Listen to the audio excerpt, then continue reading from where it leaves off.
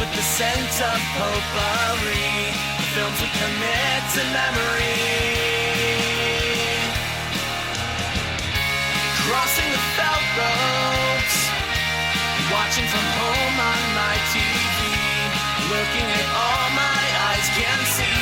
They tell me I view obsessively. Hello and welcome to The Obsessive Viewer. We're a weekly podcast that reviews one or two new release titles every episode with an occasional free-for-all segment at the end that we call Potpourri. You can find more of our work, including my written reviews, full episode show notes, and the complete backlog of our episodes at obsessiveviewer.com. And you can also write into the show by emailing me at matt@obsessiveviewer.com. And if you'd like to support us and get access to hundreds of exclusive episodes, you can join our Patreon at patreon.com/obsessiveviewer, where you can get access to content at any of our tier levels on a recurring monthly subscription basis, or you can buy individual collections a la carte in the Patreon shop section. And right now, for the month of December, you can get 10% off your purchase for your first month for a tier subscription if you use the promo code HOLIDAY2024, or you can get 10% off anything in our shop section on Patreon shop for using the promo code SHOP2024. That runs throughout the month of December, 10% off,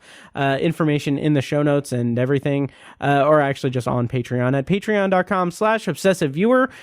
Recently on Patreon, I released an extensive, over 2-hour long episode breaking down all of the 2024 Indiana Film Journalists Association awards, talking about my picks for each category, what won, and some commentary about that. That is on Patreon. That's also for sale individually as an individual episode on Patreon. I've been doing that the last few years as I'm a member of the IFJA. So that's on Patreon. And then I'm going to do something new for Patreon. If I can get it together next Wednesday or whenever Christmas Eve is, I'm going to put this out there now, so I have to do it, but I'm going to release an exclusive Patreon episode of the Obsessive Viewer podcast, like an actual full Obsessive Viewer podcast episode on Patreon on Christmas Eve. And if you don't want to pay to become a member on Patreon, I'm going to make that episode available for free members also on Patreon. So the only way you'll be able to get access to this exclusive episode that's coming out Christmas Eve is to either be a paid or free member on Patreon at patreon.com/obsessiveviewer. Again, that's going to come out on Christmas Eve. Check that out at patreon.com/obsessiveviewer. I'm your host, Matt Hurt, and you can find me on social media, including Letterboxd, at the username of ObsessiveViewer. And later in the show, I'll be joined by guest Sam Watermeier for a review of the new Clint Eastwood movie Juror #2. But before that, Tiny and I will be going over some movie news before we review the new Barry Jenkins film Mufasa, the Lion King, in this week's featured review. And of course, the aforementioned Tiny is here. Tiny, my co-host, how's it going, buddy? I am doing great, buddy. How the heck are you? I am doing quite well.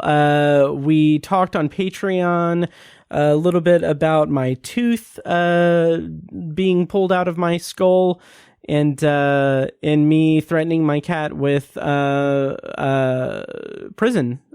So it was a wild Patreon recording that we had there. As it always is. It is. Yes. So yeah, I did want to ask you something. I intentionally left it for the actual full episode. We're going to go into news. I only have like one thing. It's just about the IFJA awards, really.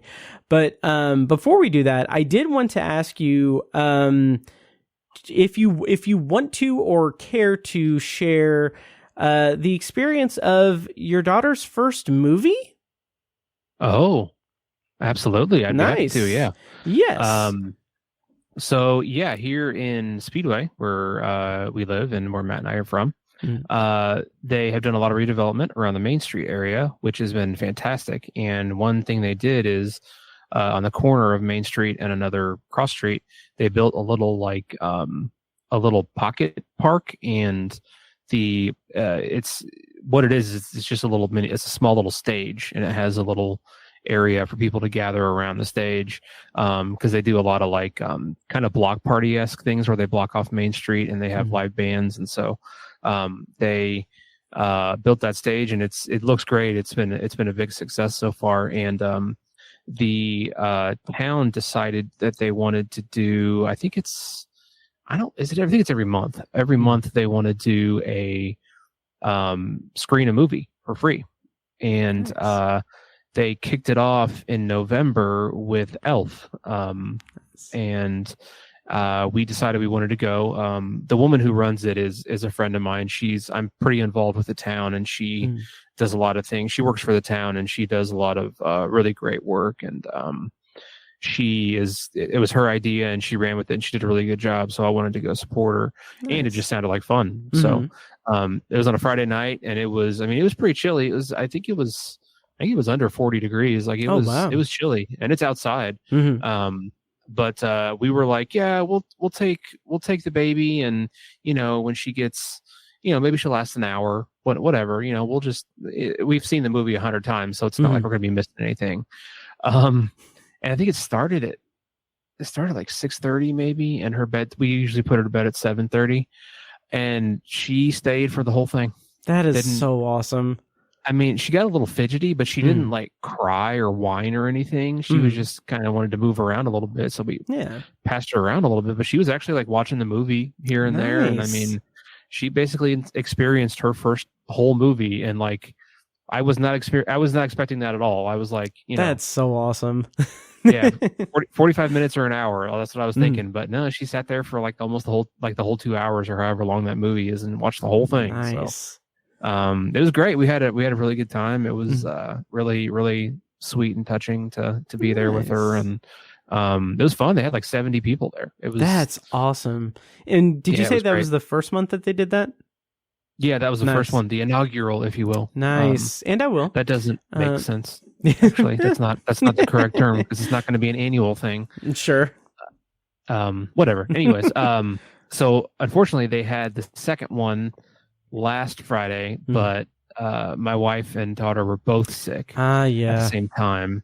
And it was pretty cold. I think it was like under 30 degrees. Oh, that sounds about right. Yeah. They had like 10 people. Jeez. I felt so bad. I assume it's a family friendly movie, but just for my own personal headcanon, since it was last Friday, is December 13th, I want to imagine that it was Friday the 13th, and then like I just want to imagine that you're like disappointed, like, damn it, the baby didn't get to see Friday the 13th. That would be awesome, but no, it was Christmas Vacation. Oh, nice. There you go. Nice. Yeah, that's better choice, I think, for public screenings. Right, and we love that movie, so yeah. It would have been great to go, but just two sick wife and a sick baby wasn't going to happen. So. Yeah, well, that's a shame. And you told me that they're feeling better, so that's good. Yep, they're both doing good. Yep, nice. Yeah, well, that's awesome. I'm glad that I harangued you into sharing that story. No, it's fun. It's a fun little story, so I'm happy with it. Of course. And as far as fun little stories are concerned, I forgot to mention when I introed you that you can follow Tiny's life through movies and the story of his life watching movies on Letterboxd at the username of Obsessive Tiny. Yes. Yeah. And we don't have much news for this episode, but I did want to just talk briefly about the IFJA awards that were announced this week. I said it in my little Patreon spiel that I did a whole long breakdown of all the awards, so I'm not going to rehash that or anything. I'm going to force you guys to pay to listen to it. But I did want to mention that I'm very pleased with what the group awarded this year.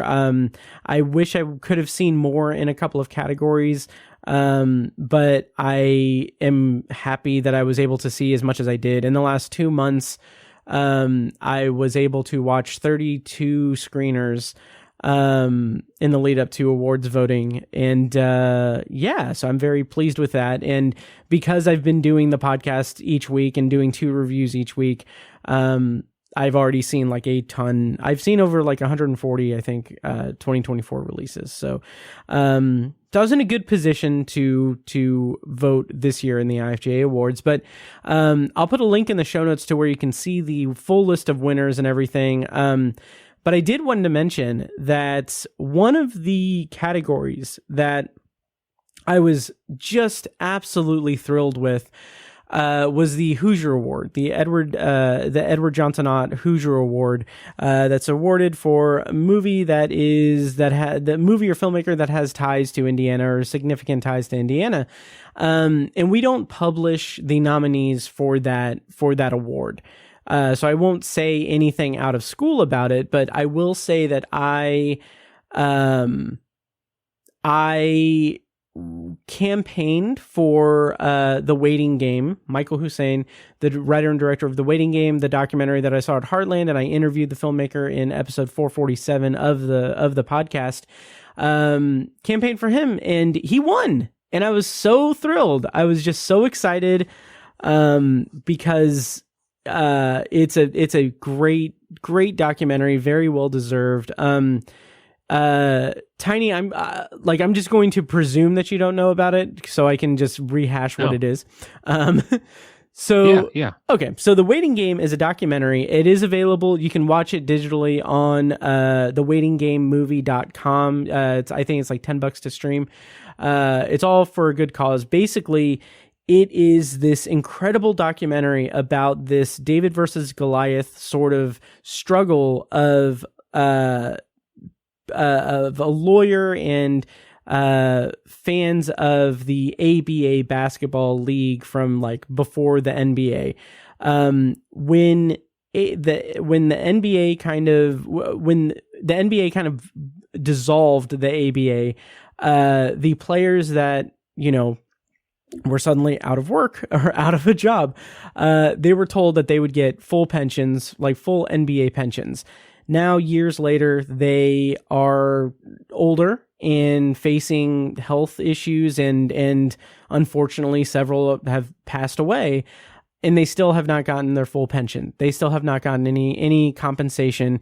And what this documentary does is it documents this struggle between these people who deserve to be compensated for what they did that basically helped create the NBA as it is today.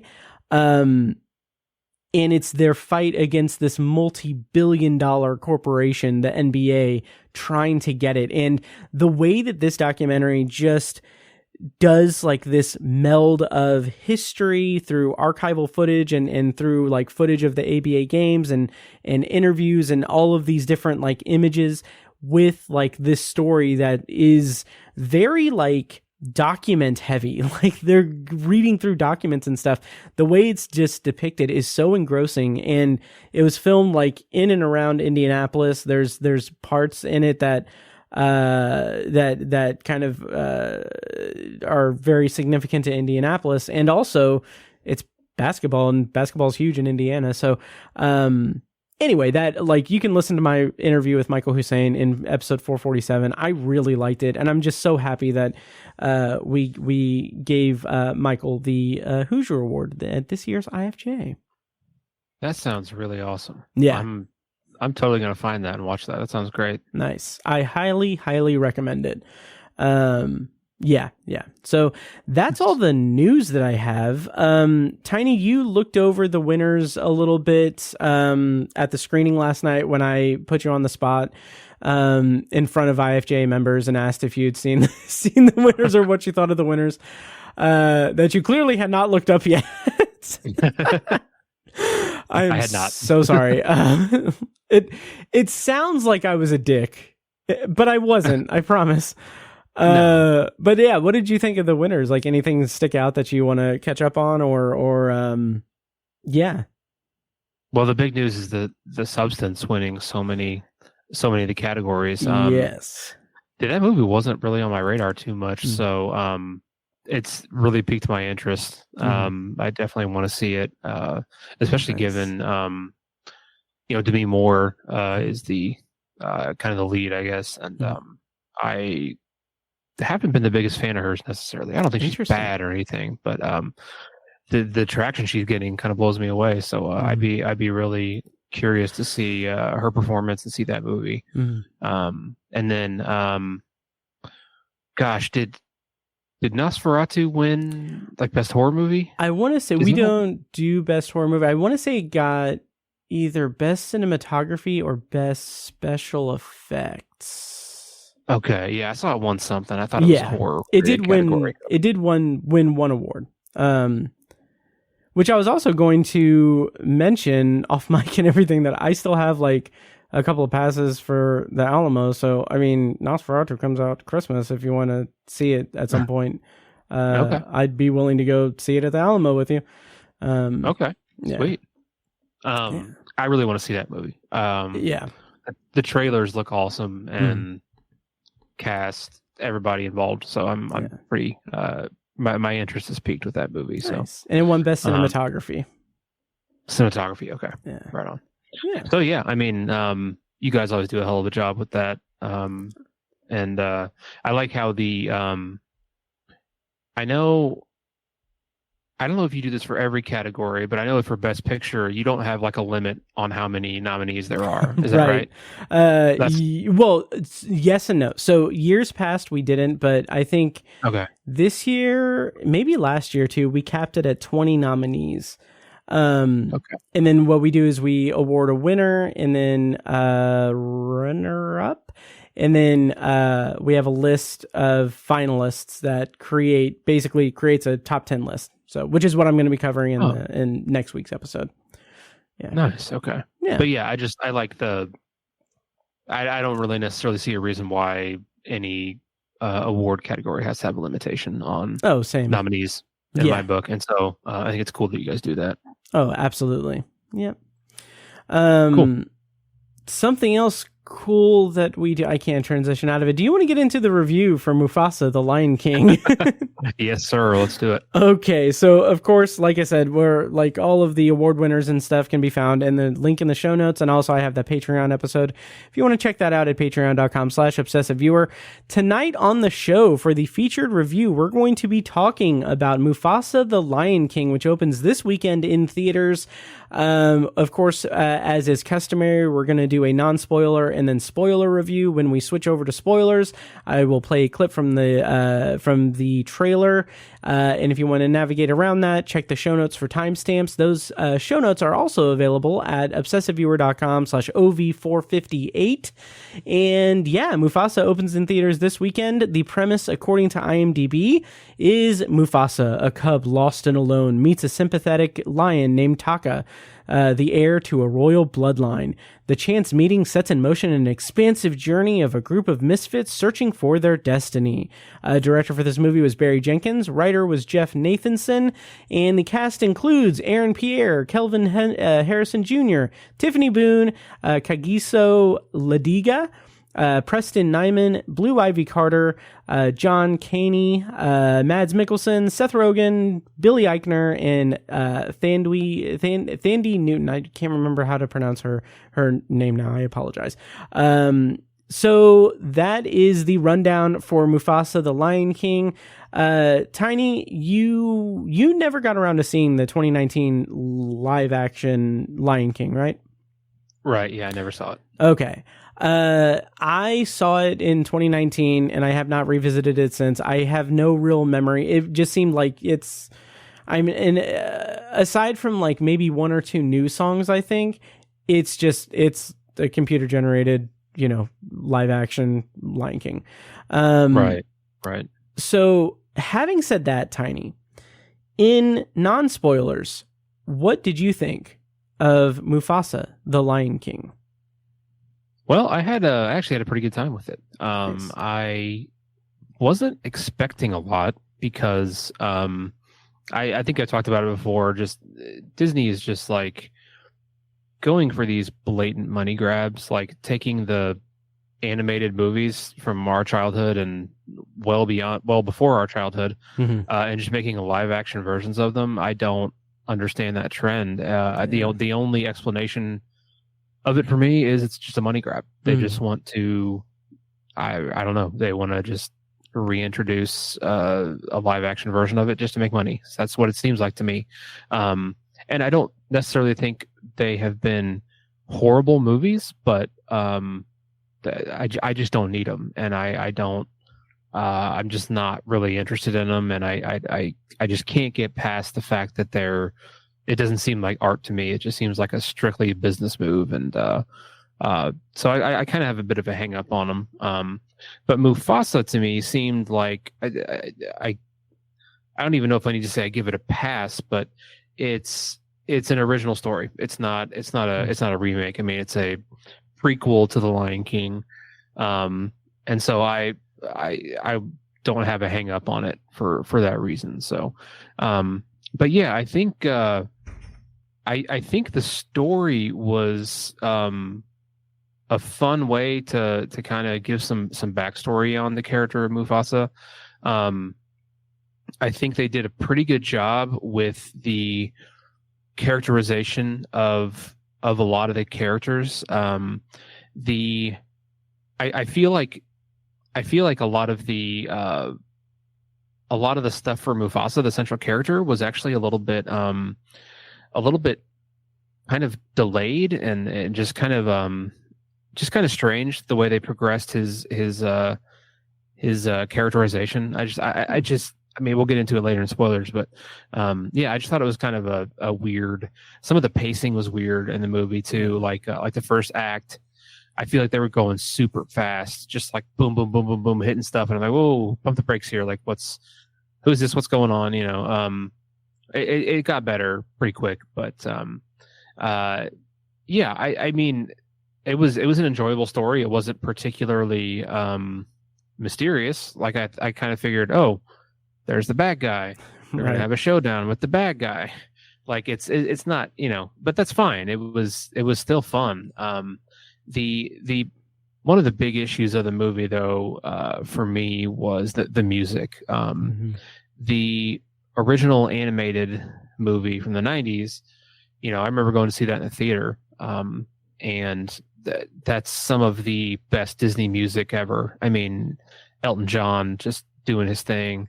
That was some incredible. The Circle of Life is just an incredible song. Yes. And it's the heart and soul of the movie. And the music in this movie has no heart and no soul at all. Right. And that sucks because it was written, and I think it was written by Lin-Manuel Miranda, who I love. I'm a huge fan of his. Sure. Yeah.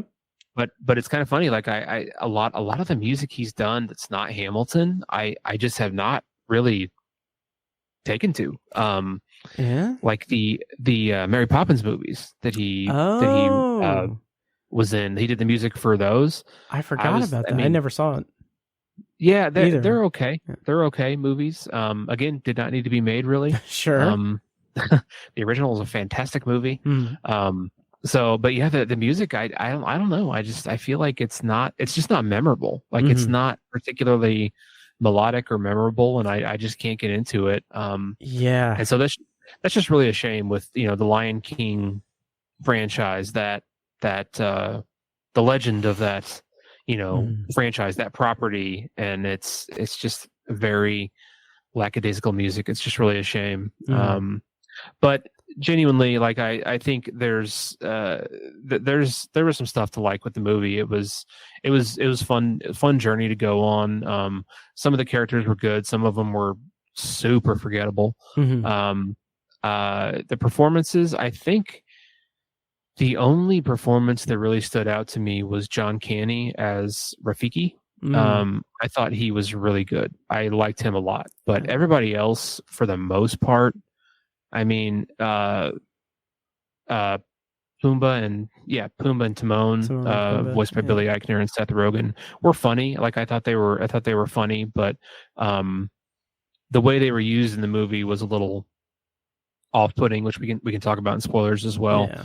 I don't know if off-putting is the right term, but just not the best use of the character, and not the best story device. But I thought they were good. I'm not a Billy Eichner fan, but I thought he was pretty funny as Timon. I think he did a pretty good job. Yeah. You know, it's interesting. I don't remember. I feel like I kind of tolerated Billy Eichner as Timon in the 2019 movie. Throughout this one, when he would pop up, I was wondering if like they switched and like they got John Mulaney instead. because he does, like, he has, like, it seems like the Billy Eichner-ness of his voice is tampered down a bit in it. Yeah. Which is welcome, but like that whole part of the movie was probably my biggest gripe, which we'll talk more about in spoilers. But to kind of circle back and talk about the music, I didn't like the movie. I'll go ahead and say it. I ended up rating it 2 stars. The music is an interesting thing because a couple of weeks ago I reviewed Moana 2, which is it's a unique case because Moana 2 was originally going to be a Disney Plus series. Then at a certain point in development, like earlier this year, they decided, well, let's scrap the series. Let's just make this a feature film and we'll do it that way. So they basically took everything that they worked on for the show and repurposed it for a feature film for Moana 2. Now, Lin-Manuel Miranda did the music for Moana 1, and it's phenomenal. It is great music. It's very memorable. It's awesome. He did not do the music for Moana 2 because he was doing the music for Mufasa the Lion King. And I also would assume that maybe he didn't want to commit to doing music for a full series or full like limited series if it was that. So the result is that Moana 2's music is not good. It's kind of just a little bland and not very good. And the movie it's a little bit better than it kind of has any right to be given the context of it, but the music was not good. And what sucks is that the music here sucks too. Like the music here is not good. Like you said, it's not memorable. And my big thing with it is that it also feels like it was mixed horribly. Like maybe it was the theater we saw it in. We saw it in an IMAX theater at an AMC. Like maybe there's something with the sound in that theater. I haven't seen that to be my experience previously, but like almost every musical number in this movie felt like I couldn't discern the lyrics from the song versus like the chorus playing in the background of it. Like it just felt like muddled. And I couldn't it was just like and it felt lifeless because of that. Also because it was lifeless. So yeah, so there was one song that was memorable, like the love song in it was I don't even want to say memorable. It's not memorable. I remember thinking, oh, this is good. And now it's gone from my mind and I have no idea. I don't remember anything about it. And we saw it last night. But yeah, but as far as the story goes and the presentation of the movie, it really felt like because of the way that the movie's structured, which we'll save more discussion about that for spoilers, but because of the structure of the movie, it really felt like it felt like almost a throwback to 90s like direct to DVD sequels for like Disney movies like this. Like I haven't seen, at least not since I was a very little kid, but I haven't seen like the Lion King sequels or anything that were direct to VHS or direct to video. But like my impression or my memory or what have you is that I feel like they're structured similarly to this. Like it's telling a story, but it's bringing back characters that we know from the original so that there's that familiarity, and then it tells us the new story and then kind of wraps it up. And it just like, it felt like everything about this movie felt just very underserved because that like framing device was very just kind of thrown together, it felt. And every time it cut back to it, it just was distracting me. It like detracted from the narrative. And you're absolutely right that the pacing of the movie, especially in the first half, the first 45 minutes probably, was kind of terrible.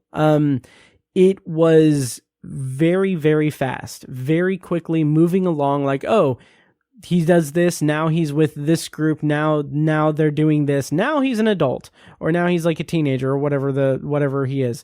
And it was so quick and so fast paced, and I feel like that's how the original Lion King was, but I cared about the story more, so I was with it. But since I wasn't like like going along with the story as closely as I would like to. It just felt very rushed, and it didn't feel natural for me. Yeah. I think the direct to DVD or direct to VHS comparison is pretty accurate. Actually, I mean, I think I found it a little bit better than that, but it definitely has that feel to it a little bit. Yeah, absolutely. And like, I don't want it to be that. Like, here's the thing. Here's the thing. I don't know if this is necessarily a spoiler, but I'll go ahead and say what the framing device is. So, we're being told a story. Rafiki and Timon and Pumbaa are telling Kiera, the daughter of Simba, a story about Mufasa. So that framing device plays throughout the entire movie, where we're flashing back to Mufasa's story. And at the beginning of this, I thought, man, this is actually pretty good. Like, this is pretty good as a way to, like, my stupid franchise brain was like, they could just really churn out a lot of different movies like this, like having a story with characters we know, telling stories about their past, and they could build out the whole universe of The Lion King this way. And then immediately it just kind of faltered because of two reasons. One, I didn't connect to Mufasa's story at all. It just felt very cookie cutter in terms of just like this type of story. It felt like it was trying to fill in blanks that didn't need to be filled in all that much, and I wasn't too interested in having filled in. And then the movie kept cutting back to that framing device throughout it for comic relief, and that just tore it apart for me. So we can talk more about that in spoilers, but I had to say my piece about that. Right on. Yeah. What did you think of the visual effects and the whole CGI aspect of it and the motion capture and everything? It was fine. I feel like there were a few moments where it looked very real. I think what's very impressive about it is the way they can the way that the fur looks on the lions and stuff like that. It's like it looks very natural and real sometimes. I mean, there's no illusions that we were watching a CGI movie, right?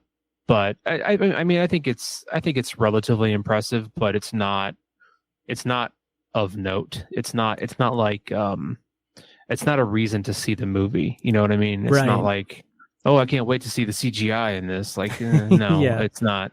Yeah, and again, it's not like if you're gonna remake The Lion King, like this is how you got to do it, right? You're not gonna you're not gonna get lions to be actual live action. Like that's a horrible idea, right? And to just do another traditional animated movie doesn't make sense either. So I mean, this was the only route to go. And yeah, I mean, it's fine. It's not particularly noteworthy. I'll put it that way. Yeah, I agree. And as far as the visual effects and everything, like it does look good, but it's also it has the backing of Disney. Like I'm glad that it looks as good as it does, considering what some of the Marvel movies have looked like of late. Like I'm thinking Quantumania looked horrendous, and Thor: Love and Thunder looked bad. So I agree that that's not a reason to see it, because when you have the backing of Disney, it's they've got the money for that. Yeah. And I think that's one of the things that's lost in translation. Then we'll go into spoilers here in a second. But one of the things that's lost in translation from traditional animation, from like 2D animation to this new like CGI thing. Like 3D animation was great. Like the in between of these two things is good. Like 3D animation where Pixar made their like bread and butter with, that's good. But like what's lost in translation from the 2D animation to here is kind of like the cuteness for me.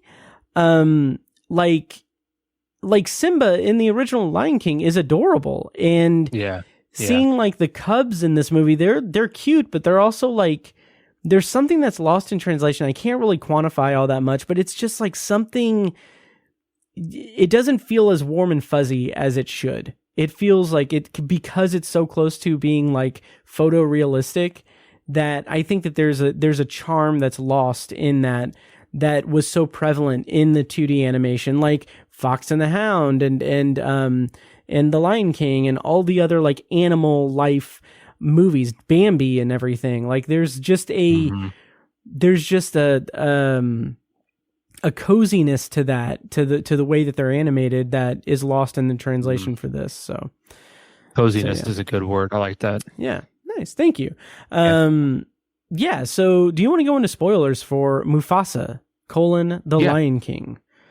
Yeah. Let's go. Nice. All right. Well, we're going to go ahead and go into spoilers. Before we do that, Tiny, what did you rate this on Letterboxd? I think I gave it 2.5 stars. Nice. And I gave it the aforementioned 2 stars. We're going to go ahead and go into spoilers for Mufasa, The Lion King. If you want to jump around spoilers, check the show notes for timestamps. Those are also available at obsessiveviewer.com/OV458, and in the description of the video if you're watching it on YouTube. So I'm going to play a clip from the trailer. When we come back, we're going to be spoiling Mufasa. It's time. I'll tell you a story. A story of a cub, not much bigger than you. So just to be clear, we're not in this story? There's a lot of stories with all of us. Tell one of those. Long before they became legends, Mufasa and the prince who would come to be known as Scar became brothers. Hello, what's your name? Mufasa. I told you to wait for me. We can't just leave him here. Rules are rules, Tucker. The king will never accept a stray. I'm not a stray. I'm just lost. All right, so spoilers on for Mufasa, The Lion King, and Tiny. To get us kicked off on spoilers, I want to talk a little bit about how rushed it felt in the first half, or however, like really the whole movie. But there is like this directness to the pacing that I felt was really like took me out of the movie almost immediately. Like, we're introduced to Mufasa, his family. They talk about like, I don't even remember, like Malele, and like the hope of that. And then immediately it's like, oh, okay, now it's raining and now it's flooding and now, you know, he's separated from his family. And like, I'm like, slow down, Barry Jenkins. Like, slow down. Let's take a couple beats here.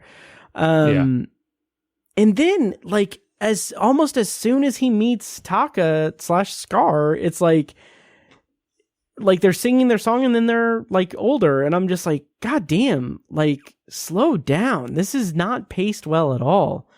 Yeah. So. And then coupling that with the story framing device, yes, which we'll also talk about. That was just like, oh my God, and plus you have Timon and Pumbaa, who those characters by their nature are very fast paced, and they're like throwing a lot of words around real fast, and that's part of what makes those characters fun and funny. Yeah, and that's a good thing. I'm not criticizing that, but it's just another layer of pacing to add in, and it's like, oh my God, this is too much. Like, yes. I wasn't like confused, and I wasn't like thrown by anything, but it was just like, God, this is just slow down. Like you said, just slow down. Let's take some time to be in this universe. Let's build a little bit here. Right. Yeah. And even if it's like an established universe of iconography, like The Lion King, like we still need to be brought into that universe. We need to be reacquainted to it, and we need to be just like, we need like breathing room. And as like, I can understand and I can respect the idea behind cutting back and forth to the framing device of Rafiki telling the story, because like you said, Timon and Pumbaa are iconic characters. They're famous characters. They're famous for that hectic, like comedic timing. And since they're not in the actual story of Mufasa, it in the process loses that comic relief and the comedic timing of Timon and Pumbaa. So the kind of like band-aid that's put on the movie is that we keep cutting back to like breaks in the story of Rafiki telling the story, and we get like these cute little like comic moments with Timon and Pumbaa being like the most ADHD audience for Rafiki imaginable, which is fine, but it's like it's a little too. It's like I said, it's a band-aid. It's like, okay, well, we need to, like, the story of Mufasa doesn't have all the elements that we need in a story, so we'll patch it up with these cuts to this, and that'll be fine. That's why it felt like that type of thing feels like a direct-to-DVD product rather than an actual story, which is a shame because I respect Barry Jenkins as a filmmaker, and I think that that's a terrible thing for Barry Jenkins to be sidled with, is this like piecemealed together direct to DVD style story for this iconic character and property that comes across as just being just shallow and not that interesting. And the other thing about the comic relief with Timon and Pumbaa is that it was a little too reliant on quippy like meta humor, and like there's bits where they're like, we like, oh, I know who he's going to turn out to be. Like, it's pretty obvious. And like, oh, we want to do this, but we don't have the rights to that or something like that. And it's like, temper that down a little bit, like make it a little more subtle. I agree. Yeah. And, speaking of subtlety, actually, like I also felt, and I had this conflict in my brain while we were watching it. And like, I will say that I wasn't confused either, even though I did like kind of whisper to you a couple times, like these fucking lions can talk. So there was that, but I got past that pretty quick. But the thing that I wrestled with was like, I know it's a kid's movie. It is a kid's movie. It's geared toward kids. I'm not in the demographic, but there was there's some good themes in the movie. There's some good messaging in the movie about outcasts and about not treating people differently, not having prejudices, bigotry, all of these things that are pretty, I don't want to say standard in like animated kids films or movies like family films like this, but we see it a lot. And I felt like there was not enough subtlety in the script for this, because it felt like, okay, well, I'm never going to accept a stray, so I hate all strays, and this is why I'm not going to accept you as a son for me. And then like by the end, it's like, I accept you as everything, or like you're accepted and you're the king now. It's like, put some flair in the dialogue a little bit. I don't know. Yeah, some of the dialogue was, and I understand it's kind of a kid's movie, but like, I feel like the original Lion King wasn't simplistic dialogue. Sure. I mean, it's basically like it's not something like not really the dialogue, but I mean the structure of it is like it's Shakespeare. It's like Hamlet. Yeah. Hamlet. Mm-hmm. Obviously Hamlet. It's like based in Shakespeare, and this is just based on direct-to-video stuff from the 90s, it seems. Right. Yeah. How did you feel about the journey the characters took to get to Malala? Malala. Yeah, I mean, I think it was fine. Like, I think it was kind of exciting at times, and like it had that feel to it. But like you said earlier, everything seemed very cookie cutter and not challenging the audience at all. Right. There's a stampede moment that was visually kind of cool. I thought that was actually some of the best visuals of the movie, because just the sheer pixels on screen, animating all that and making it look smooth and fluid the way they did. That looked pretty cool. Just the one song I kind of liked, you talked about the love song. That was a good one, but I I also liked the adventure song kind of in the middle that Rafiki was singing. I don't remember the melody or anything. That doesn't stick out to me, but there's a line in it that I thought was kind of really, really, actually a really good line. And it's, he said, like, I'm pretty sure it's in the song. He says, if you want to go fast, go alone. If you want to go far, go together. Oh, yeah. Okay. Which I thought was remember that. Just a really good line. And I was like, I kind of love that. Like, it makes it's cute and feel good, but it's also like practical. Like, yeah. Oh, yeah. I don't know. I was like, yeah, that's kind of a fun thing. I kind of like that. But yeah. So yeah, I mean, and that's kind of the adventure song, you know, when they're walking in that valley, and I did kind of that's a little bit memorable to me. But yeah, and you know, the fact that they, again, nothing was mysterious, you know, I'm not trying to jump to the end, but they get to Malele, and you know, there's the tree, and I'm like, oh, so we're gonna see Pride Rock here pretty soon, and like, yeah, this is where he's gonna become the king, and all, and it's like, it's fine, like, I don't have an issue, not like terrible storytelling or anything, but it is what it is. I kind of rolled my eyes when we literally got the origin story for Pride Rock. I thought, like, that was like, come on, like, in terms of fan service, like, I didn't need that. That's so goofy. Like, okay. Yeah, that was weird. The other thing toward the end that I really didn't, again, it's very rushed. Like in the run up to the like final part of the movie, I was thinking like, oh, okay, so their families are just gone. Okay, they're not going to return. And then as soon as I thought that, like, it's like Mufasa gets the scent of his mother, and it's like, oh, okay, they're reunited. Cool. It's all like cookie cutter ending. It's like, it's really like satisfying. But then Taka, who has now had a run-in with the villain that they teamed up to take down, and now has a scar on his eye.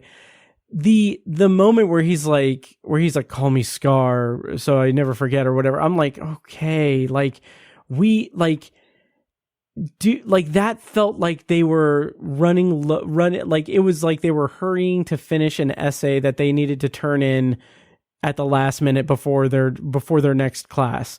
Like, it just felt like, okay, well, have him call him Scar. There we go. Right. It's like they had to take a shit or something. Yeah, exactly.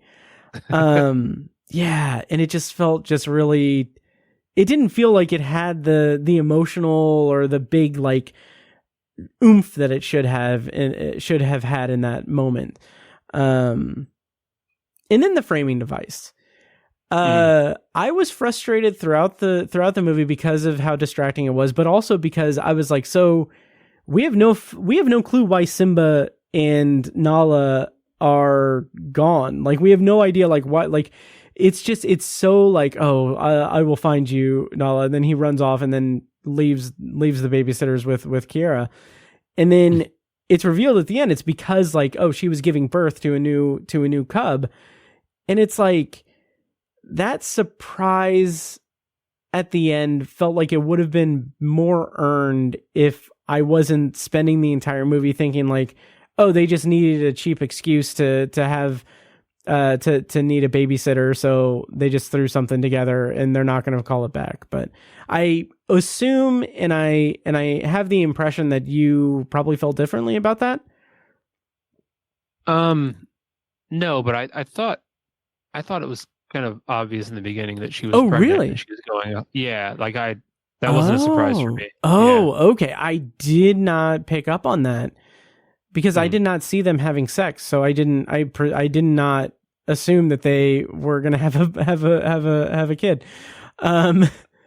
That's interesting because all I remember is like her just looking up at the moon and then being like, Simba, you will find me, or something. And then I'm like, okay.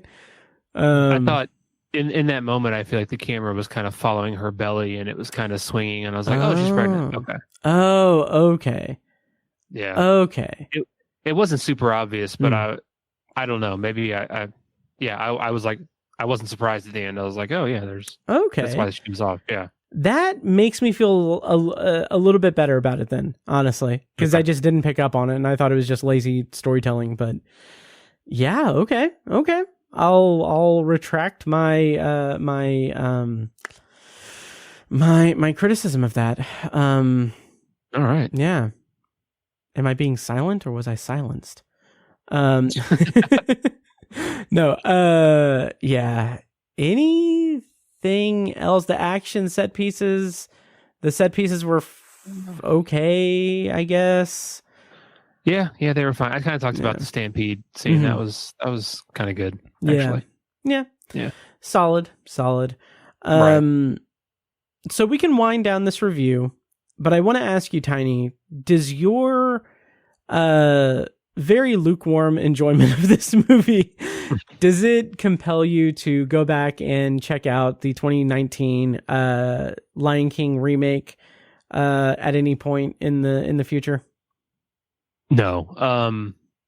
It makes me want to watch the original animated one from the 90s. Yeah. Because I think I can't tell you the last time I saw that. Oh, yeah. Yeah. I probably can because I can look it up on Letterboxd, but yeah, it's, here's the thing. Because it's all on Disney Plus, and like I know that if I go back and watch that, like I'll just kind of fall down a rabbit hole and do that. Oh, I watched it in 2019, obviously, in the lead up to the 2019 one. But previous to that, I saw it in 2012 in a van on my way to Michigan for a concert. So yeah, I'm not going to feel compelled to revisit the 2019 version, and I'm not going to seek out the live action remakes or anything aside from having to have something to review on the podcast going forward. So right on. Yeah. Yeah. So any closing thoughts on Mufasa, the Lion King? I don't think so. Kind of said my piece. Not sure how much of it I'm really going to remember all that well. But it is what it is.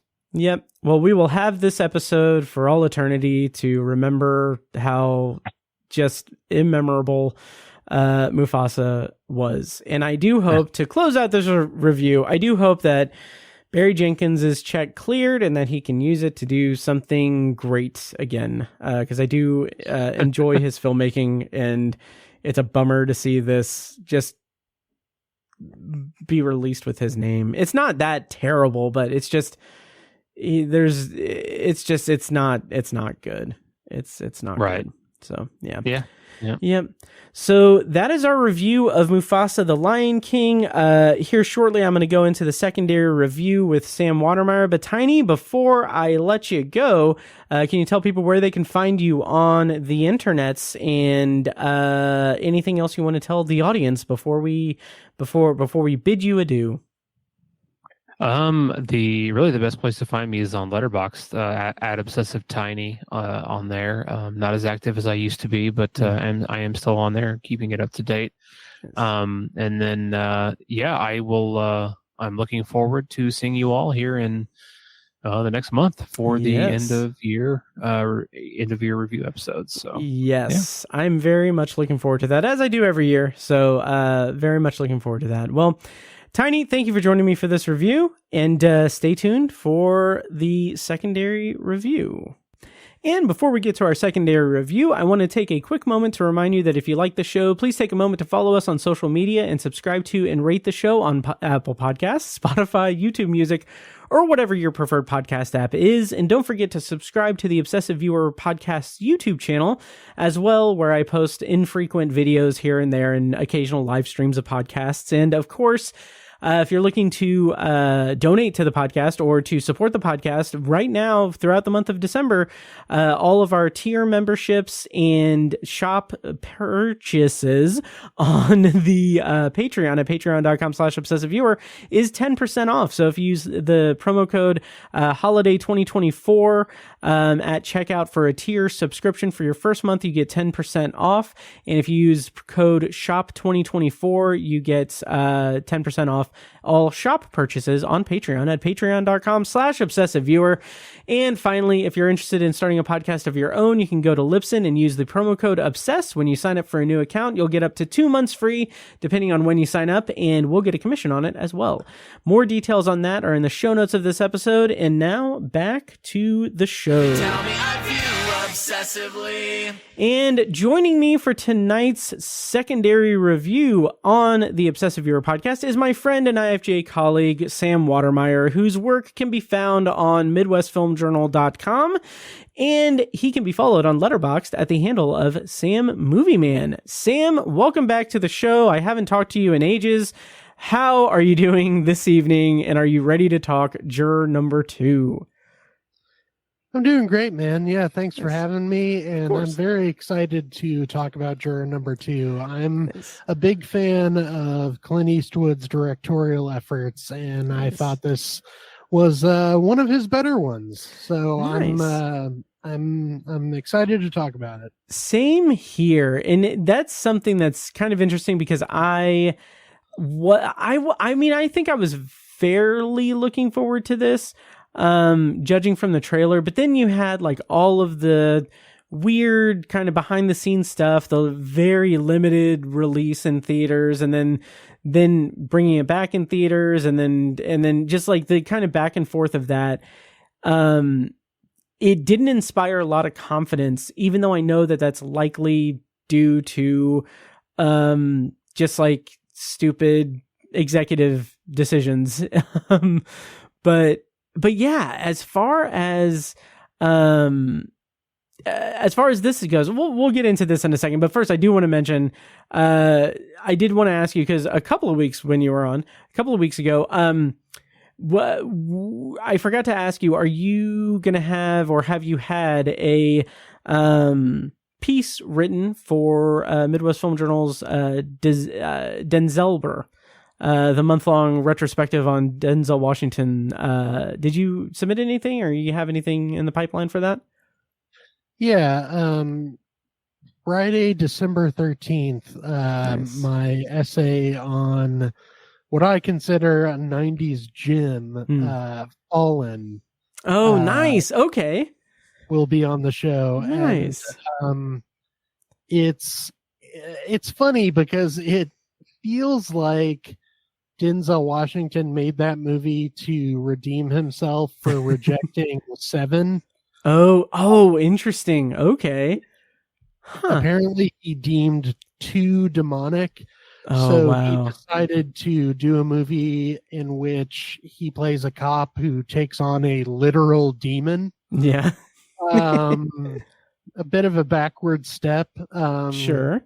Kind of a strange reaction after rejecting Seven. Mm-hmm. But you can, in the essay, I talk about how you can see how Fallen suits him a little bit better than Seven, in the sense that it's a little pulpier, it's a little more conventional popcorn fare. Nice. It's still kind of bleak, but he gets to play a more optimistic character than he would have in Seven. So yeah, I'll be covering that one, and I'm excited about that. Nice. And of course, December 13th was 7 days ago. Oh, yes. Very good. So a link to that will be in the show notes of this episode for sure. Awesome. Yeah. I did want to mention, it's funny because like this is an anecdote that I like to bring up anytime Fallen is brought up, because I don't think I've seen Fallen since I was like a kid. And it's something that I haven't seen then. But there's an episode of the reboot, the more recent reboot of the Twilight Zone, called The Who of You, which has there was something about it. Basically the plot line is kind of similar to Fallen. It's the plot summary is: a struggling actor risks everything to catch his big break, but an impulsive scheme takes a few unexpected turns. He hops into people's, like, he takes people's like identities and stuff. But I remembered there was something I can't find it in the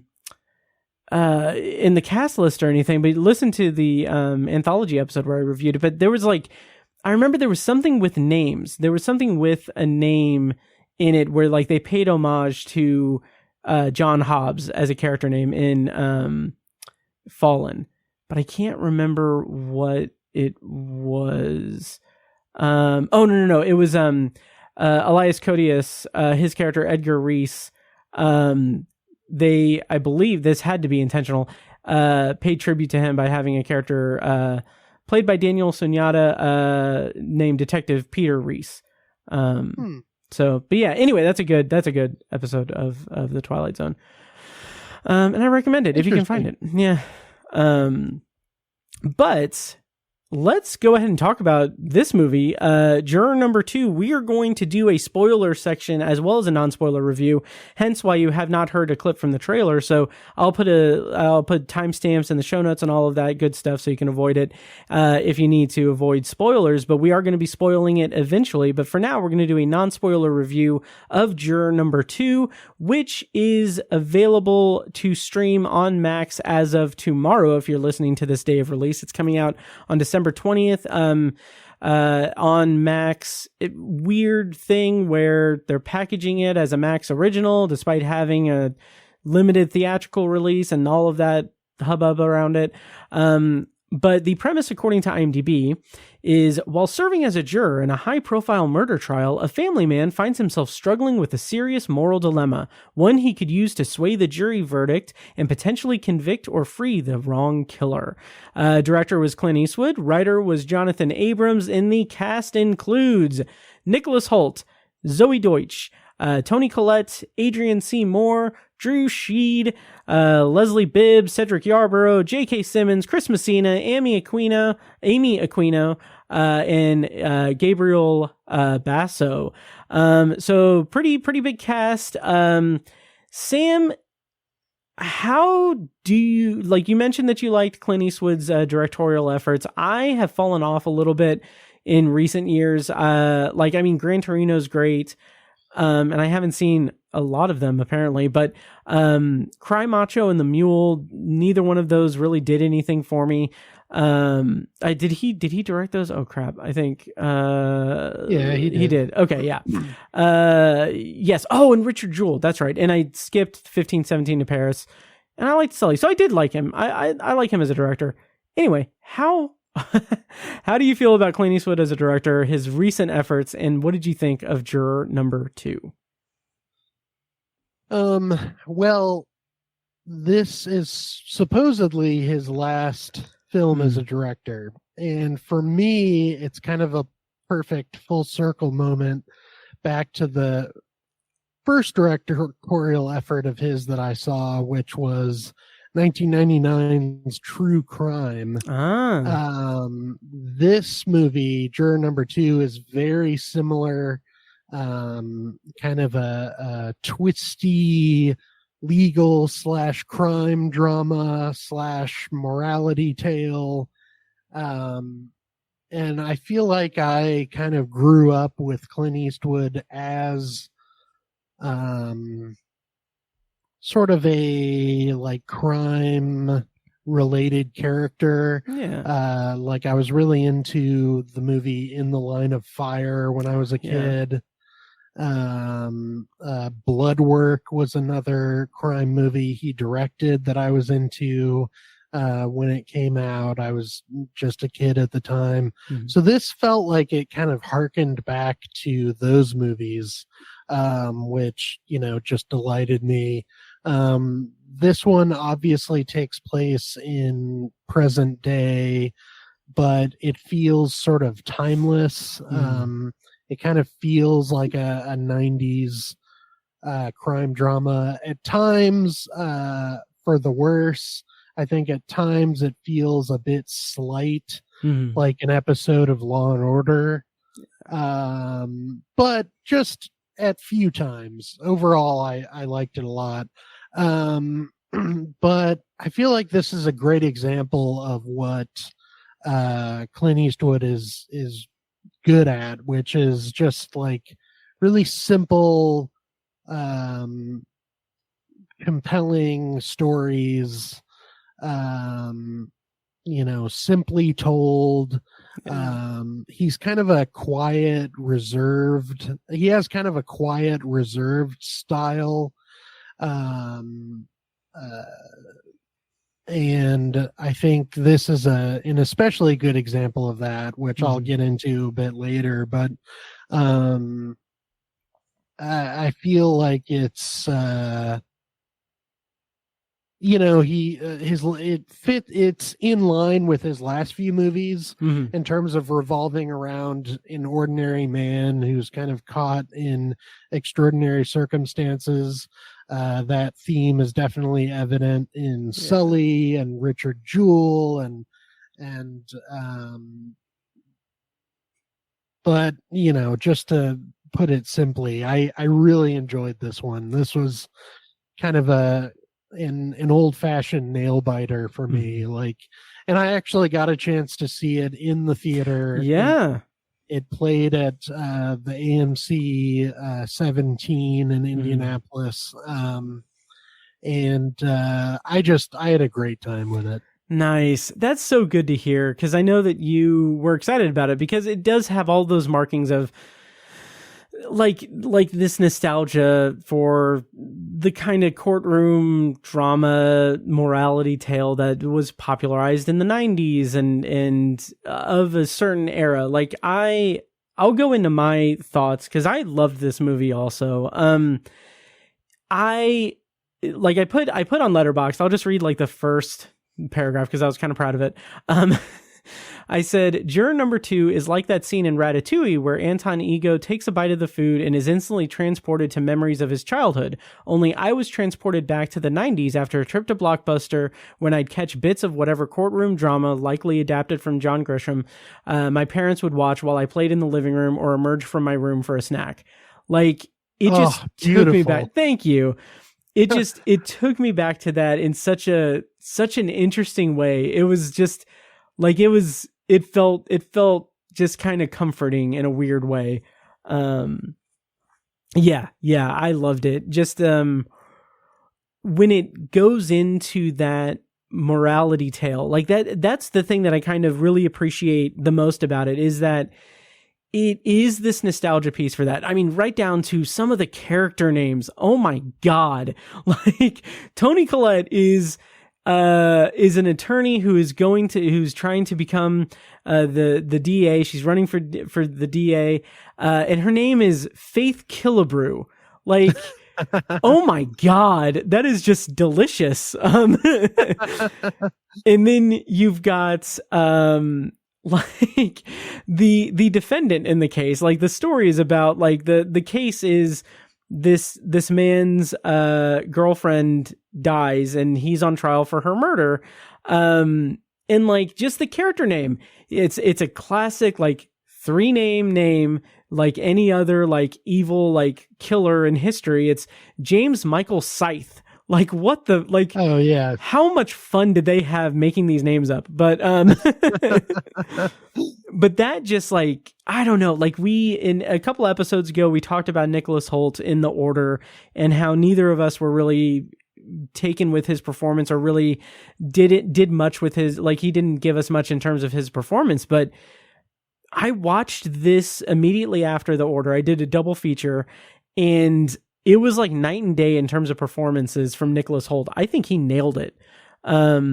He did a really great job of just playing up that morality, because it's the kind of moral dilemma that isn't contingent on good versus evil. It's not so much like he is good or evil, or he is like he's tempted to be evil. It's not even like a self-preservation thing to an extent. It's more like, does he just stand by and not let something not happen, or does he actively try to, in his perspective, rescue himself from something while condemning someone else? It's just a very meaty morality tale that like, here's the kind of the addendum to my Letterboxd blurb, that this movie made me, a 38, almost 39-year-old man, feel like a grown-up. Because I was so taken with, like, I was along for the ride. I was gripped by it, and it's a very big, like, talky drama, courtroom drama, and I was like, I'm an adult now. This is good. This feels good. Like, now you are the parents watching Exactly. the John Grisham adaptation. Exactly. And here in like 20 years, because she's never going to die, Pizza is going to start a podcast, and she's going to talk about how she kind of shit in her litter box and came out and like saw her dad watching Juror number 2. This went away from me completely. That's amazing. Yeah, I'm really glad you enjoyed this too. Mm-hmm. I had a great time with it, and it does have like kind of an old-fashioned feel, like, and I think some of the courtroom scenes felt a bit stiff, like Law and Order to me, but even that is kind of fitting because it plays up the idea that court proceedings are very much a performance for the lawyers, and the jurors are kind of watching the witnesses' performances as well. Like, even when James Michael Scythe takes the stand, like, he has to win them over. He has to kind of give this performance. So I thought that was kind of fitting, and like, that's kind of interesting to be transparent about the legal process like that. Yeah, absolutely. And it's so interesting when he takes the stand and he gives his testimony. There's this element to the movie that it's not a stuffy courtroom drama by any respect or by any aspect, but like it kind of almost to just initiate things, to introduce like the central plot of the movie. We get this like intense flashback to, it's like when it's revealed like what Nicholas Holt's connection to the crime was or what have you. We get like just like an aggressive flashback as things are going on in the courtroom to see what is going on, and we see his perspective of things. And then when James Michael Scythe takes the stand, we see a different kind of perspective in terms of his aggression toward her versus like Nicholas Holt's memory of it. And I think that that's just a really interesting kind of Rashomon-esque way to play into either just like the different perspectives of the people involved in the case, indirectly or directly, or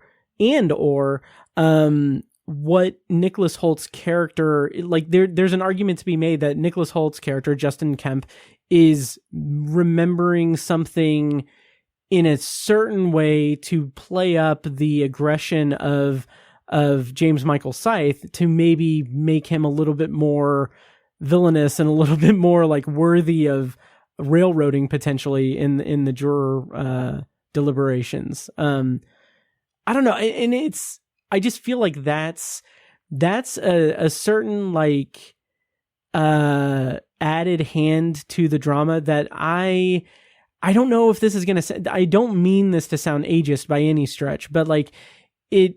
I didn't know if that would be something that would be as deft a hand as Clint Eastwood is interested in doing, because he seems kind of like what you were saying. He seems kind of like just a kind of like go with the flow thing, kind of just like he's kind of like a little meandering. He's a little bit like he's not like flashy or anything in terms of filmmaking, and I think there's an appeal to that. But here, there's a lot more subtlety than what I was expecting from him.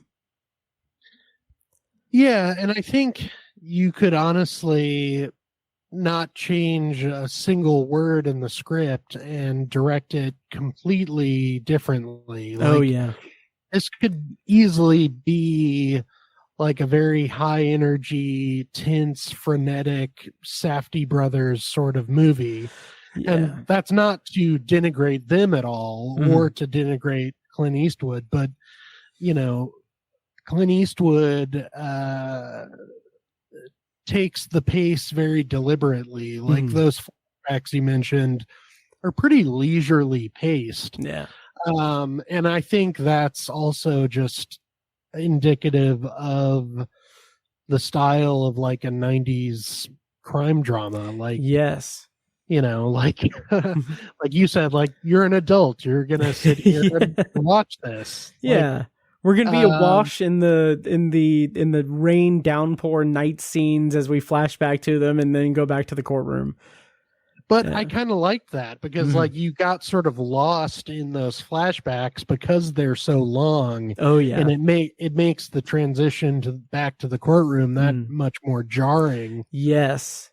And it makes Justin's dilemma a little bit more like that's what makes it so interesting, because like again, it's not a good versus evil, good tempting evil, or evil tempting good thing. It's just like there are certain elements to the story that like it's just a mistake. There's mistakes were made, or things happen, and there are extenuating circumstances, and then it's more just like trying to navigate the fallout of that, like a year later when you are in a position of power over someone who could, potentially have their lives completely ruined, even more so than they already are, indirectly by the hands of your actions that were an accident. So it's a really compelling confluence of events in the movie, and I loved it. Yeah, and it also shows how the way Justin handles the case, it's like he's not the only one at fault. Like you see the sort of laziness of the other jurors, you see their sort of dismissiveness. And without spoiling anything, I'll just say like he has a responsibility within the crime that occurs. But you see that like even if he wasn't involved in this trial, like there are plenty of other reasons why James Michael Scythe would have ended up where he ended up. Yeah. And it's because of the flaws in the legal system. So I thought that was kind of interesting. I did too, and that kind of leads into one of my big complaints with the movie is that it's a light thing, but there's an element to it, and we can talk more about it in spoilers, but it's there's like a single moment, like a lot of it, like there's a lot of influences in this movie for sure. Obviously 12 Angry Men is a huge one. And that's one of my favorite movies. I haven't seen it in a while, but it's one of my favorite movies. And there's a moment in this movie where it veers directly into homage to 12 Angry Men in a very, very direct way with like Cedric Yarborough's character. And I just felt like I was like, I'm already in it. Like, I don't need you to kind of cosplay 12 Angry Men by having like scenes that are like very, very close to like 12 Angry Men in kind of abstract concept. But like, I didn't need it to go that deep into like its influences or homages, because it has a good enough story to in all of the kind of like trappings of homage to it that worked well up until it was like, okay, well, let's do a scene. Like, let's just do a scene from 12 Angry Men here in the middle of the movie. Did you catch that? Like, did that register with you at all?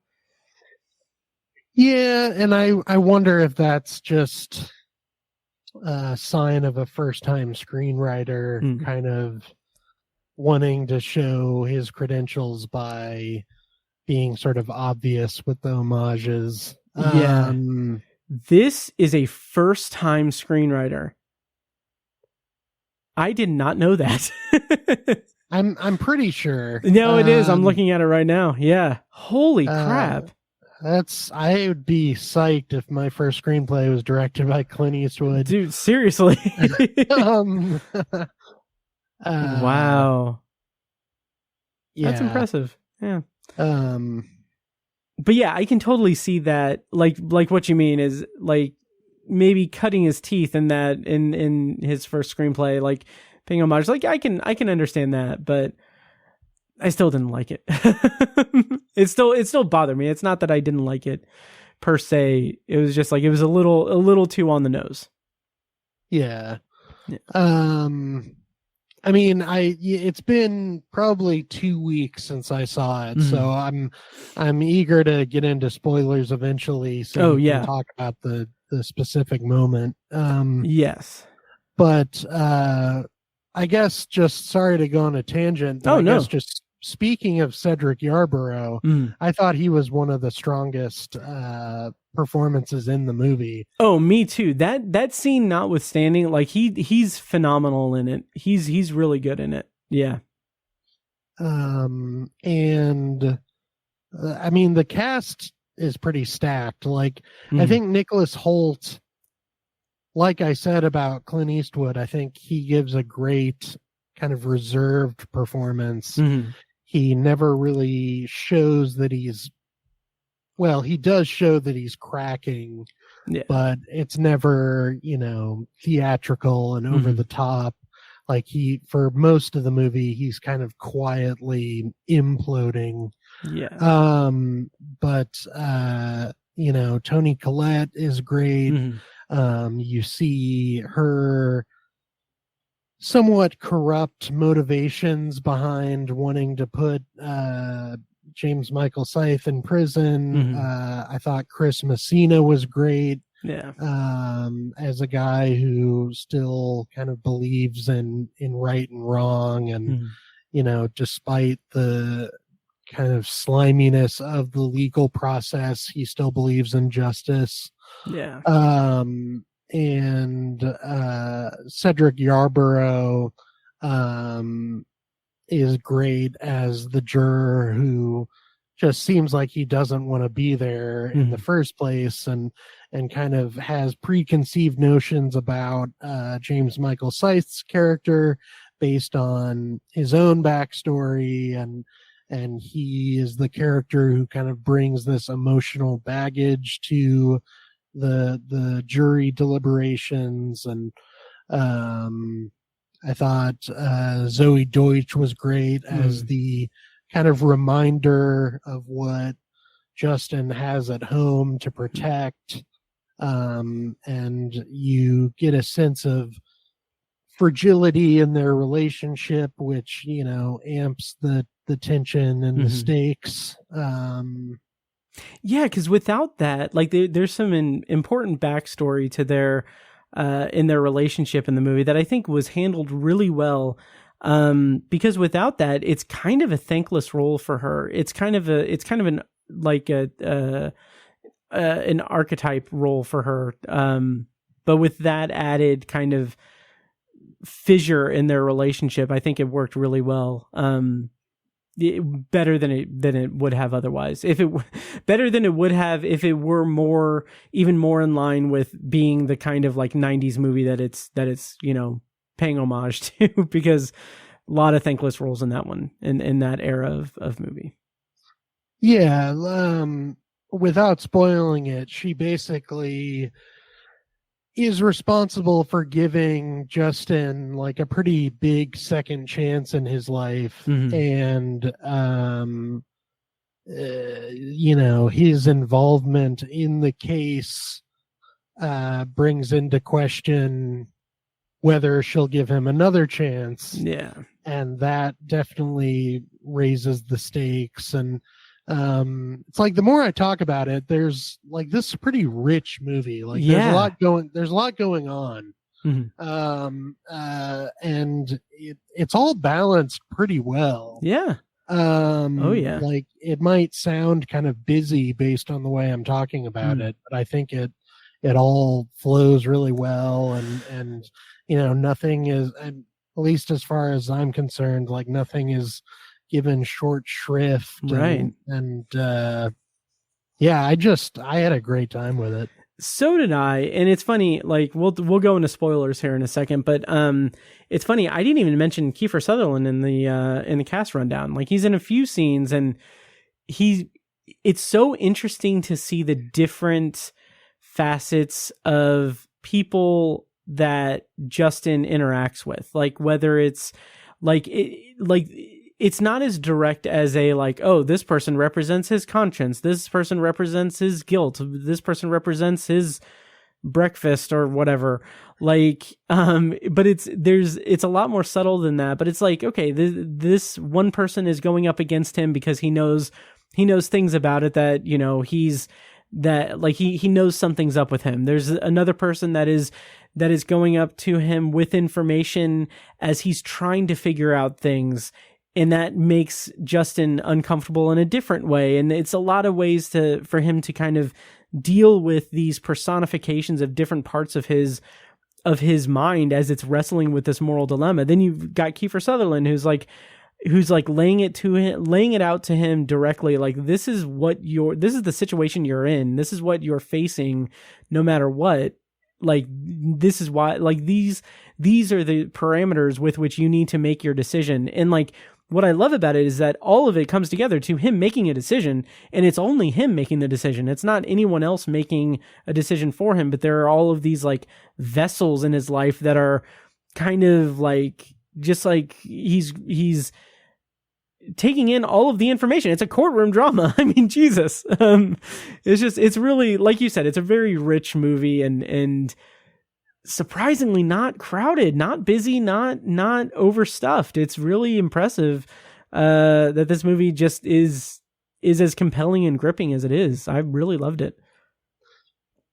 Yeah, and like, it's surprising how much of a nail biter it is, despite the fact that it's pretty low key. Like, even when Justin goes to Kiefer Sutherland's character to kind of spill the beans, like, it's not a big dramatic moment. No, like, he talks about it pretty casually. It's almost an exposition dump, almost, to an extent, or like it's almost like, because it's more that Kiefer Sutherland's just like, okay, these are your options, and like that's what drives the tension of the rest of the movie instead of it being like a big dramatic thing.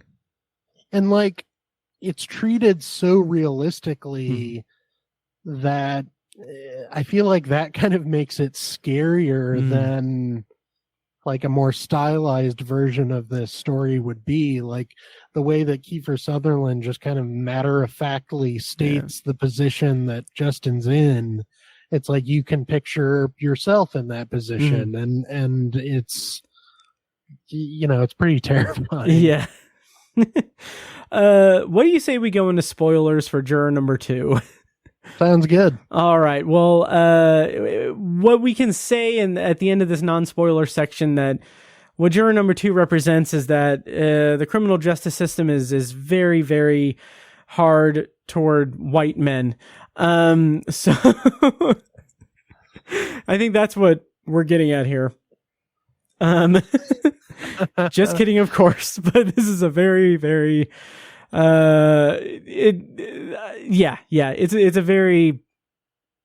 a movie. It's very good. It's very good, but it's also like, I think we should maybe like point out that there is like a certain undercurrent there, that it would be a different movie if there were different characters at play.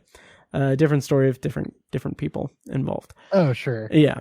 Well, that's why I think you have to view it as kind of this old-fashioned, like, throwback to 90s crime thrillers and older movies like, you know, 12 Angry Men. And, like, it's definitely a throwback kind of movie. Yeah. I just thought it was funny. Like, that, like, you know, the matter-of-fact way that Kiefer Sutherland lays out the stuff, and the way that it's just kind of like measured, it's like, because they're white guys. Like, it's just like, you know, it's a little hard, but who knows? Well, I don't know. But let's go into spoilers for Juror number 2. I'm going to play a clip from the trailer. When we come back, we're going to be spoiling Juror number 2. I got called for jury duty. The Kendall Carter case? 1 year ago, on October 25th, the defendant, James Scythe, and his then girlfriend, Kendall Carter, they had a fight. And he's gonna pay for what he did.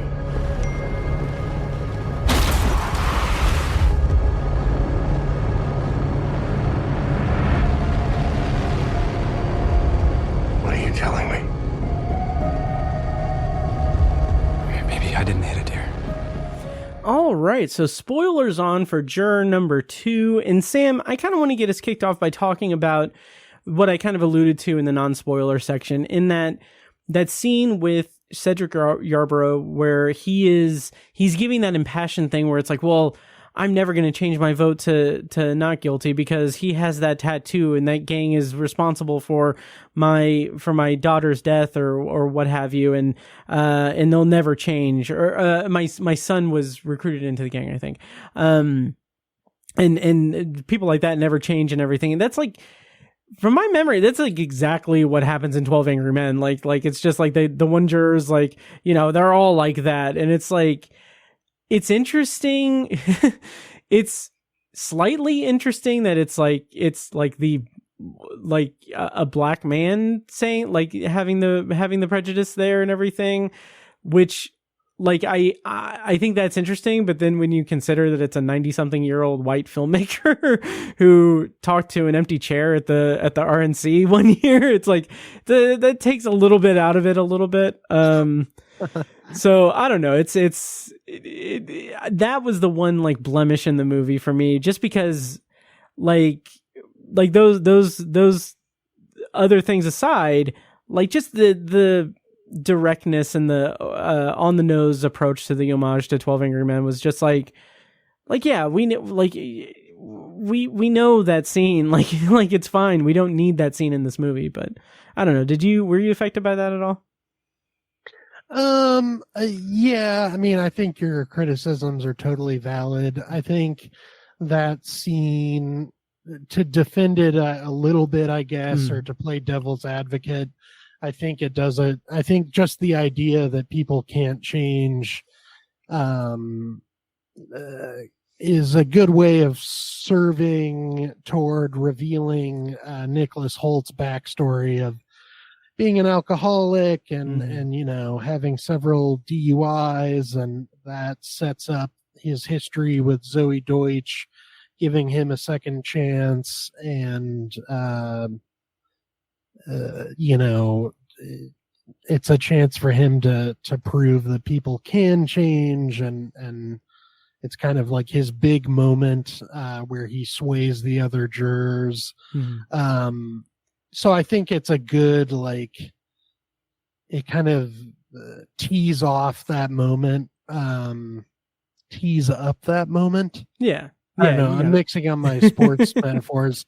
But yeah, I mean, I agree. And there is the kind of weird aspect of, like, you're right, of him being a black character. But also, it's kind of refreshing that he's not, you know, there's no like racial motivation there. Right. That is a fair point. There is no, like, there's not any, I don't think there's any like overt racial anything in that. So that is fair. That is a fair point. And I will say, you're absolutely right. Like, yeah, that does give the movie a doorway into exploring Justin's backstory, his sobriety, his past with DUIs, and that also helps give context to why Kiefer Sutherland's like, yeah, with your history, you know, you're looking at 30 years in prison. And there's a lot of good that scene does. I just feel like they could have just done maybe a little bit more. Also, or a little bit less like a little less Sidney Lumet and more Clint Eastwood there. That's what I would like. Fair. Yeah.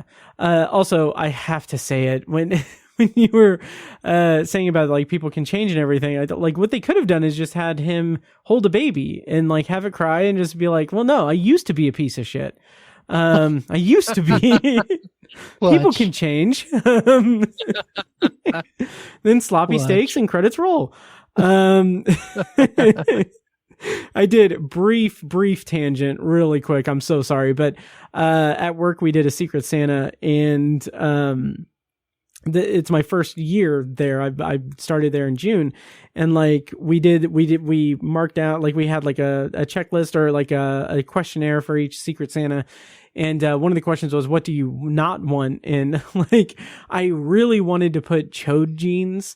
Oh, that would have been great. I know, but like only a few people on my team have watched I Think You Should Leave, and like I told one of them that, and then like she put me in a group chat with the other one. It was like, tell her what you told me. That's great. Yeah, so that's a little anecdote, but yeah, the movie's good. I really liked it. We didn't talk about J.K. Simmons at all. Yeah, can I jump in on that real quick? Absolutely, go right ahead. So I was when I was going through the cast list and kind of telling everyone's backstories, like that's another thing that's very compelling. Yeah. He plays a cop, a retired cop, who's technically not supposed to be a jury member given his experience. But he kind of weasels his way in because they never asked about his former experience as a cop. Right. And, you know, you get the sense that he's kind of bored with his current life of running a flower business with his wife. And this case kind of gives him the thrill of the hunt again. And he kind of goes off on his own. And like, this sounds like a whole other movie. It does. But it is like maybe 10 minutes out of the movie, and it flows very well. It doesn't disrupt anything else too much. So that's just an example of like how many subplots this has going on, and it balances them all really well. It really does. And like, J.K. Simmons is in the movie for like 10, 15 minutes or less than that probably, but like as like dynamic as he is and as great as he is as an actor, like anytime I hear his voice, I'm like, I want him to narrate everything in my life. It's just like that. It tickles my brain.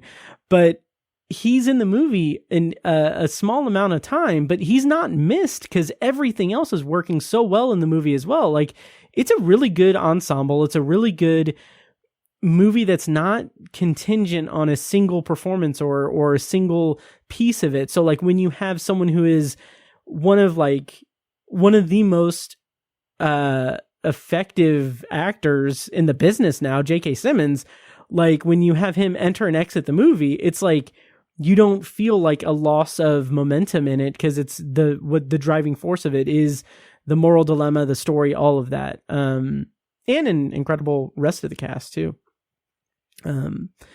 Yeah, and there was a pun to his name, like to his flower shop business. I can't remember what it was. Oh yeah, I chuckled at that. I really wish I could remember it. Yeah, it wasn't this, but it was something like Coming Up Roses or Rose Up, or I'm not sure. Yeah. That's a bummer that I can't think of that. Yeah. Oh well. Yep. So do you want to talk about the specifics of Zoe Deutsch and Nicholas Holt's relationship, the loss of the pregnancy loss that kind of is the tragic backstory that is why he was there in the first place? Yeah. Do you want me to get into that? Yeah, absolutely. Okay, so you find out that she had a miscarriage. With twins. Yeah. Oh, with twins, that's right. Yeah. So, you know, pretty horrible loss there. That drives Nicholas Holt's character to go to a bar and pick up a drink for the first time in many years. Yeah. And you find out that he met her through the community service he was performing because of a DUI, he started working at her school, and they got into a relationship. Despite his history, she gave him a chance, allowed him to kind of rebuild a sober life with her, start a family with her. And I can't imagine sobriety is hard enough, but to be rebuilding a life and for it to suddenly stop and come to a such a tragic halt with the loss of twins, like, it's very understandable why he would be driven to drink again. Yeah. And it's interesting.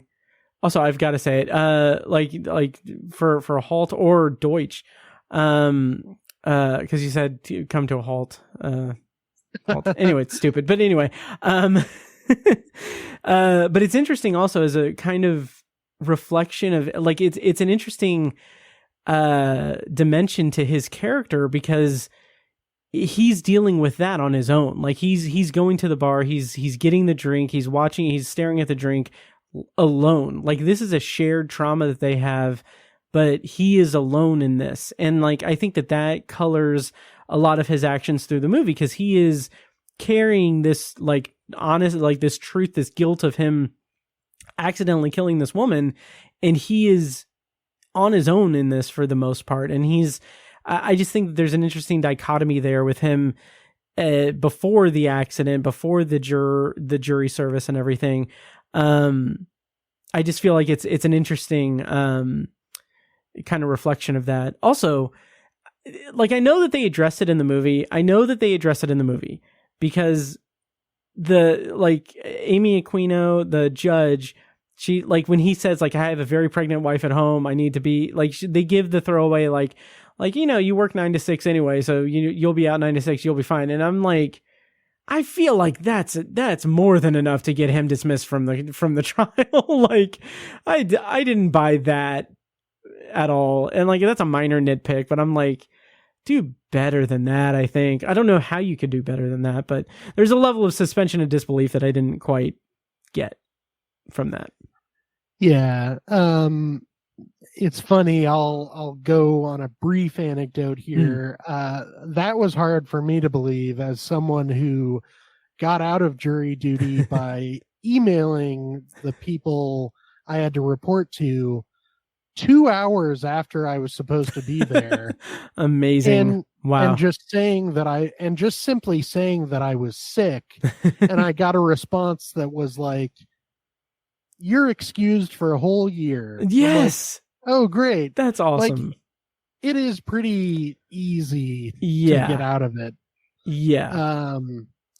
But going back to Nicholas Hoult, like, what is so frustrating about his circumstances is that not only does he not take the drink, but when he does accidentally kill this woman, you see that he's quite close to a deer crossing sign. Yeah. And you can understand that he would think, like, oh, I probably hit a deer. It's pouring rain. It's pitch black outside. He couldn't see her in the ravine, or the ditch by the side of the road. I mean, not to, like, excuse him. No, but I think that's intentional. Like, that's so intentional. And I really like that, because the movie, as much as the movie kind of skimps on, like, him being able to get out of jury duty, it goes it builds up, like, the circumstances so well to create, like, a genuine moral dilemma. Like I said, it's not a malicious thing. Like, he wasn't even aware that he was responsible for this until he was on the jury stand, like in the trial. And, like, I really like the way that it develops that and introduces us to that, develops it. And then, like we said a bit earlier in the non-spoiler review, it doesn't go into big dramatic things. It doesn't go into huge, like, revelation things. It's more just a a study of him reckoning with what he should and can do, like what he can do with this power that he's been given to sway the jury and not face responsibility for something that he literally just figured out that he was responsible for. I think there's layers and layers upon layers for this that I found really compelling. Yeah, and it's so great to have him realize that he's responsible in the courtroom. Like that's just such a great cinematic set piece. Yep. And it's not overdone. Like there's not some dramatic Zolly, Jaws like Zolly shot of him kind of putting the pieces together. It all comes together very quietly. There's the kind of leisurely paced flashbacks. It's all very understated. And yet it's still thrilling. Oh yeah, absolutely. Absolutely. Toni Collette, obviously incredible actress. Every single thing I've seen her in has been just fantastic. Here, she is given one of the things I think works so great about this movie is that there are different sides to it where they're kind of investigating, they're looking into it, they're figuring out the pieces. Both Toni Collette's character later in the movie, Nicholas Hoult is piecing things together, J.K. Simmons is piecing things together. There's a lot of process there, but when you get to the point at the end of the movie where they finally, Toni Collette and Nicholas Hoult finally have that sit down on the bench and they're talking to each other, and Nicholas Holt's doing that whole well, that man can do this, and they do you do this and that and everything, talking in hypotheticals when they both know they're talking about him. And I just love the ending of this. I think it's a perfect ending to where he opens the door, she's there, and then cut to black. It's just such a great button on the movie. I don't know. I loved that about it. Yeah. Yeah, I thought it was a great ending. And if this is Clint Eastwood's last movie, that's a hell of a closing moment. Absolutely. And I was talking to a friend about Clint Eastwood being kind of understated. And I said something about he can make a quiet note feel like a big bang. Oh, I love that. Oh, thank you. And I think that last scene is a perfect example of that. Neither one of them speak to each other. It's a quiet moment, and yet it just punches you in the gut. Yes. I love it. Yeah. Yeah. And it's presented with this ambiguous air, but obviously there's no other reason for her to be I don't even know really the logistics of it, but there's no other reason for her to be there unless, except for hey, yeah, we're coming home to roost. You're going to go down for this. This is happening. The wheels are in motion. That was my takeaway from it. How did you interpret the ending? Yeah, I mean, you don't know for certain whether she's going to successfully bring him down. Yeah. But it's certainly her starting something. Yes. And I love the quietness of how that changes her, how that's changed her throughout the course of the movie. Cause the scene before that, we have this amazing montage of just time passing and everything, which is what a montage is. And then you see the baby's born and they're doing the parent thing. But before that, she's in her office as the DA, and Chris Messina comes in, and there's that amazing scene, the amazing line where he's was it worth it? And he says it in the most in that brief, was it worth it? Those 4 words, I had to count, those 4 words are just dripping in judgment and professional disrespect. But everything surrounding those 4 words is jovial and friendly and everything. But then he's there's a hint of it. It's was it worth it? And that rocks her. And then that follows her, what follows is her showing up at Justin's house. And I don't know. I love just the way that it shows her like going from like attorney, politician, person driven to like having her idealistic nature kind of like showing through, or having her her morals challenged and then succeeding at the end is my interpretation. Yeah, and what's so rich about all of that is that it shows that whether she's bringing an innocent man to prison or bringing the man responsible to justice, it completely sucks either way. It does. Yes. I love that. Yeah. And like what a dark ending. And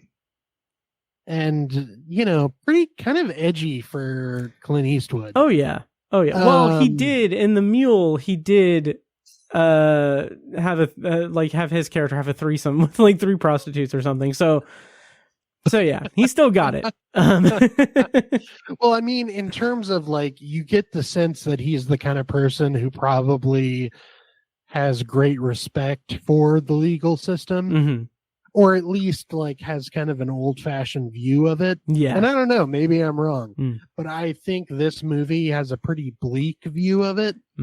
And just for him to end on that note at this point in his career is pretty exciting. Oh, absolutely. And this is, I don't want to be too inside baseball, but also we're in the future. Like while we were talking, I looked at our nomination sheet and I was like, we're pretty late, but like, could I add Jonathan Abrams to Breakout? I mean, it would be a great choice. I don't know if anyone beyond us would. Yeah. Get behind it. But. Maybe I'll do it for shits and giggles. I don't know. But anyway, anything else on juror number 2, or should we kind of wind down and close out the review and episode? I'll just say that I thoroughly enjoyed this movie.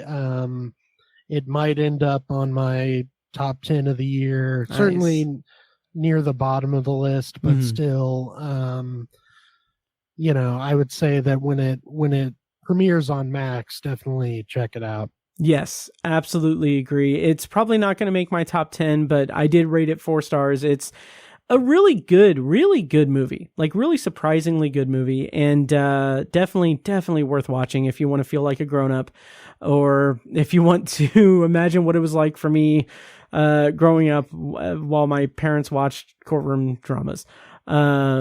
So yeah, so that's my endorsement of juror number 2. Sam, what did you end up rating it as well?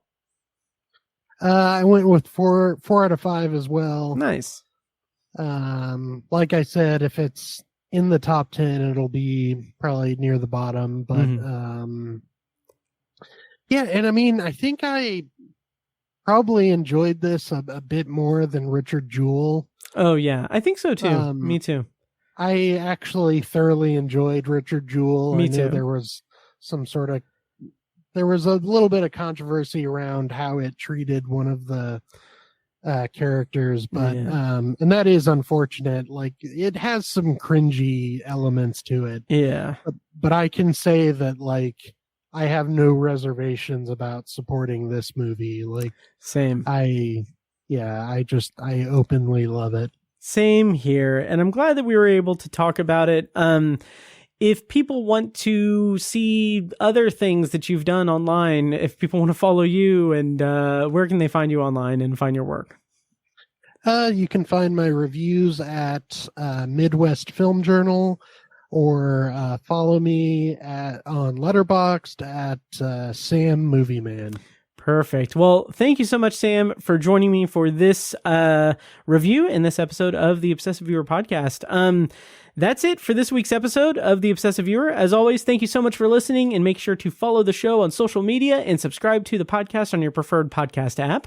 Also, check out Obsessive Viewer Podcast's other shows, Tower Junkies, a Stephen King podcast hosted by Tiny and myself, and Anthology, the Twilight Zone and classic sci-fi podcast hosted by me. Next week on the show, I am closing out 2024 with a look at the IFJA best films of the year. So stay tuned for that next week. Happy holidays and everything. I hope you guys are having a great December again. 10% off all of the Patreon stuff throughout the month of December. Information in the show notes. That'll do it for this week's episode. Thank you so much, Sam. It has been a blast, and I look forward to chatting with you again. Yeah, thank you. Same here. Yeah, of course. And thank you guys for listening, and I'll see you next week.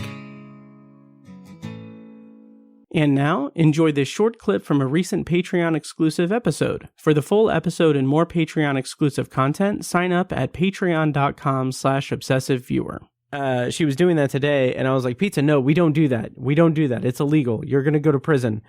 And then I was like, do you want to go to prison? Do you want me to call the police? Do you want to go to prison? And she's like, no. No, Di, no. But then I imagined her saying, like, you keep threatening me.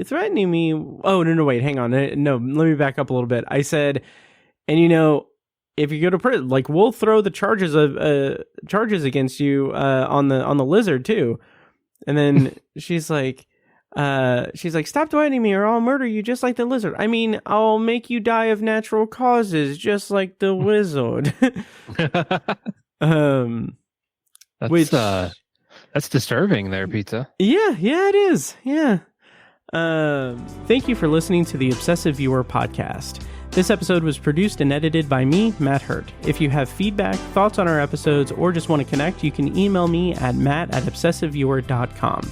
For more information on this show, including a full archive of our episodes and show notes, visit obsessiveviewer.com. And if you enjoyed the show, please give us a follow on social media and subscribe to us on your podcast app of choice so you never miss an episode. Also, consider rating and reviewing the show on Apple Podcasts, Spotify, and Audible to help increase our visibility and grow our community.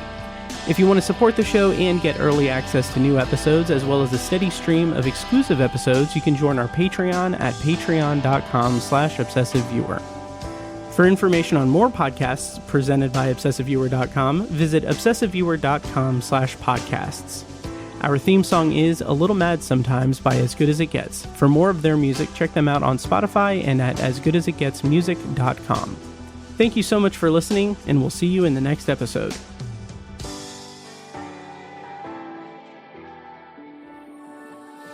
Get up to 2 months of free podcasting service with Libsyn. Check out the show notes for your promo code to get started podcasting today. This holiday season, surprise everyone on your list with the best gifts. Tickets to see their favorite artists live. Choose from thousands of concerts and comedy shows, including Mariah Carey, Mary J. Blige, Matt Matthews, Metallica, Thomas Rhett, Trans-Siberian Orchestra, Sarah Silverman, and so many more. Share a memory together, or give a gift they'll never forget. Find the most exciting gift for every fan at livenation.com/gifts. That's livenation.com/gifts.